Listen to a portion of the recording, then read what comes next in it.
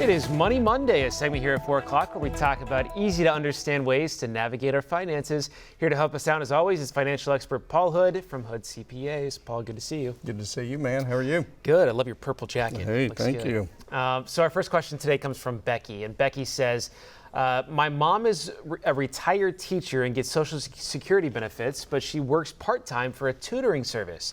Because she still has an income, will my mom still see the increase like retirees who do not work?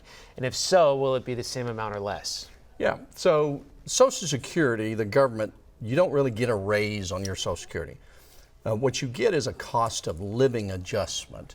And the only really decent thing to come out of all this inflation that we've got going on is interest rates are higher, therefore cost of living is higher, therefore they get a larger cost of living adjustment. So it doesn't matter if her mom is working full-time, part-time, somebody's not working at all. It's like a pension. So everybody that's on Social Security retiree benefits will get an increase based on that, the same percentage. Okay. Our next question comes from Brennan, and Brennan says, I own a small business and am having a hard time staying open because of inflation. I've cut expenses as much as I can and just need a couple thousand to stay afloat. I was reading about nonprofits and other companies that offer micro loans. What are your thoughts on going that route instead of consulting a bank?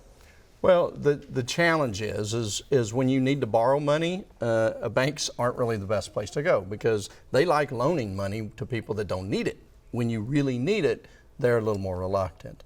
So unfortunately, I would look for everything. I would start at the bank, but look for whatever option he can. Now, one big piece of advice I would tell him is he needs to, if he's not staying afloat now, borrowing money just to buy time, it just puts it off. So what I would tell him, if he was our client, I'd sit him down and we would look at all of his expenses, fixed expenses, variable expenses, and we'd back into what his revenue needs to be for it to make it worth it. And then, because the number one thing, Coop, that I see is businesses are almost afraid to raise prices. Well, it is what it is. It's not, he didn't cause the inflation. He didn't cause the supply chain interruptions. He didn't cause all this stuff.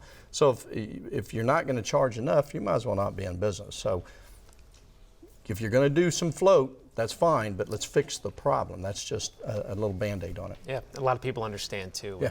The higher costs. Yeah. And then our next question comes from Joan.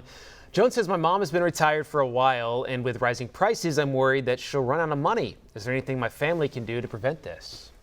That's a tough one. I would ask, is she on a budget? Because most people aren't.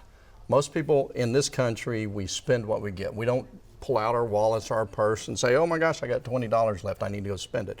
We just naturally, there's something that goes on there, and actually most people spend more than what they make.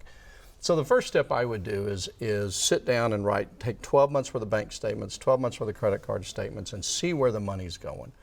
And then create budgets. And if you really have to do it, you can do the whole cash envelope thing. You put cash at the beginning of the month for eating out. When that envelope is empty, you stop. So the first step is to see what kind of budget and see where the money's going and make intelligent decisions. All right. To control them. Budget. All right. Paul, thanks. If you have a financial question you'd like me to ask him next week, send them to us at Money Monday at griffin.news.